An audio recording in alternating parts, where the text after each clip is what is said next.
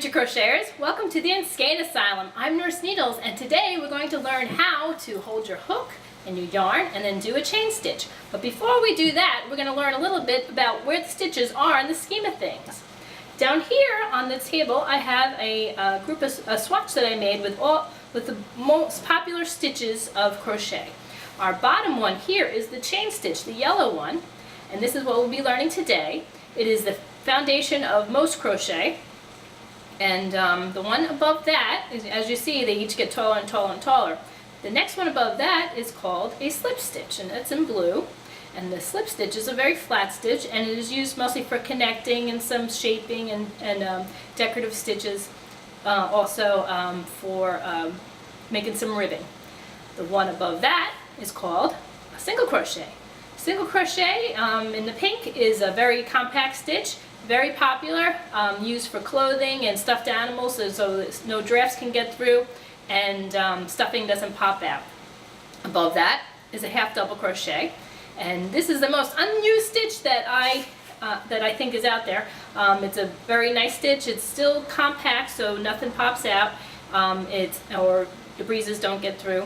But it is taller, so the work goes a little quicker. It requires less rows than the single crochet does. I like the back of the half double crochet too, because there's a little ridge here, if you can see, and you can use that to kind of add a little texture to your what you crochet. Above that, in orange, is the double crochet. Double crochet is the other popular stitch. It is, when you see a granny square, that's most likely a double crochet. It's a little taller and a little holier, so drafts can get in and stuffing squeezes through as well. You'll see all the white stuff popping out. You use it for more looser clothing, afghans, and handbags, all different types of things. Mostly when you do a handbag you want to line it because your money will start falling out of it. Above is the two tall stitches. They are triple crochet or treble crochet, and this is double treble crochet or double triple crochet. Now they're very tall and airy, and they are best used with lace, or you can use it for decorative parts of clothing and blankets. And it looks really nice with a very small, thin cotton yarn. You can make beautiful lace doilies with it if you want. So now let's get into things. We're going to learn how to hold your hook and your needle. So let's first see how you hold your hook and your needle. Let me move that out of the way a little bit. You can either hold your hook a couple of ways. You can hold it like a spoon. A lot of people like to hold it like a spoon. Or you can hold it like a pen, like so. Or I like to hold it like a knife. I'm just going to cut bread though. I'm not going to do anything nasty. And I like to hold it like a knife. And do you remember those shadow puppets you used to do as a kid?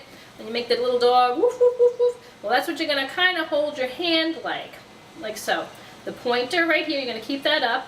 These two, your middle and your thumb, will be pinchers. And then these two are going to guide the yarn a little bit as you go. So let's do it down here.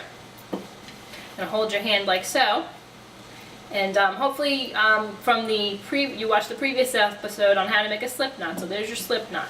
So you're going to hold the slip knot in your hand. Move this a little bit out of the way. Lay your hand flat. Lay the yarn over your hand, and you're going to stick that finger up in there and make that barking dog. Woof, woof, woof, woof. You're going to have, and then you're going to take your slip knot and you're going to feed that dog that knot. Woof, woof, woof. So he's real happy right now. So you have the knot right where your pinchers are. I'm going to call these pinchers, your thumb and your middle finger. So those are very important fingers through this.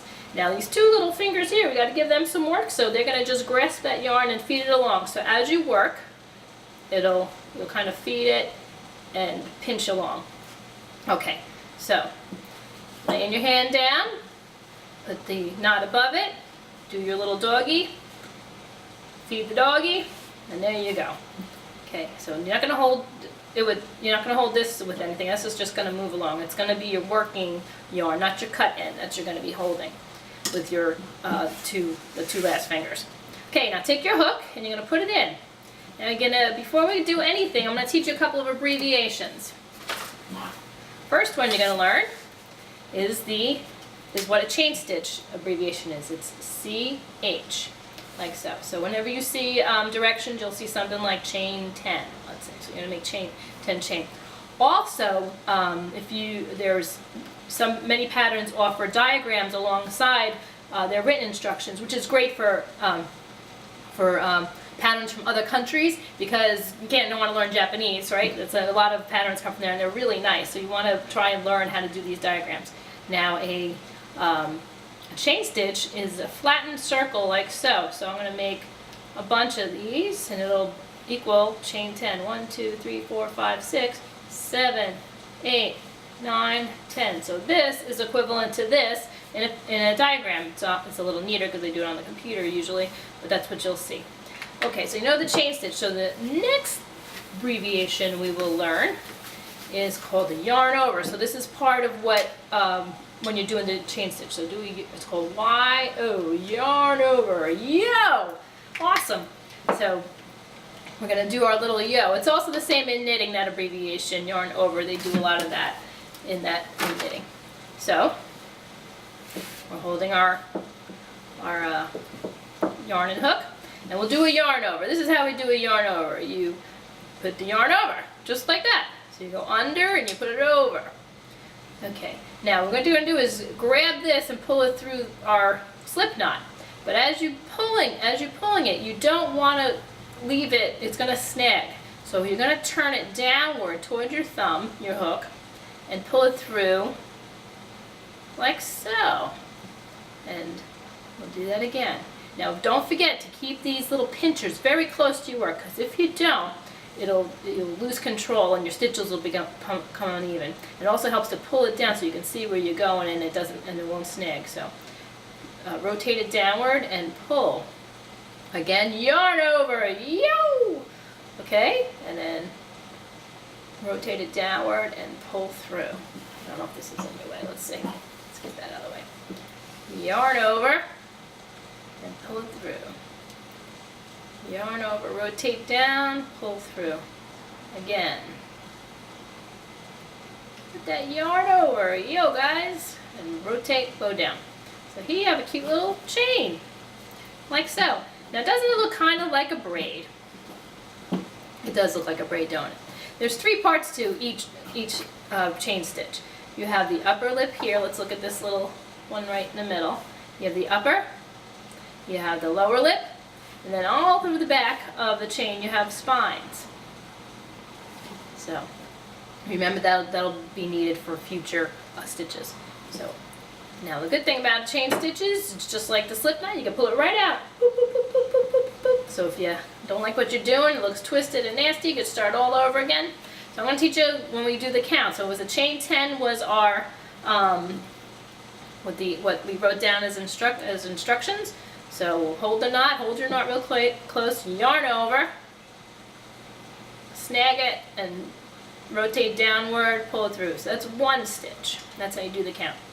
2, 3, 4, 5, 6, 7, 8, 9, 10. Yay, we did it. You made your first pattern. That was actually following a pattern.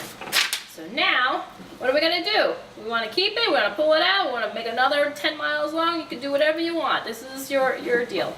So I'm going to make a little ribbon. So all you got to do is just cut the end like so, and pull it right out, and you got a little tiny ribbon, a little short ribbon, but you can put it in your hair. Okay, so now I'm so excited. You just learned your first crochet stitch, the chain stitch. Next video, you will learn how to do a single crochet. So thank you for joining us. Hopefully we'll see you next time again at InskeinAsylum.com.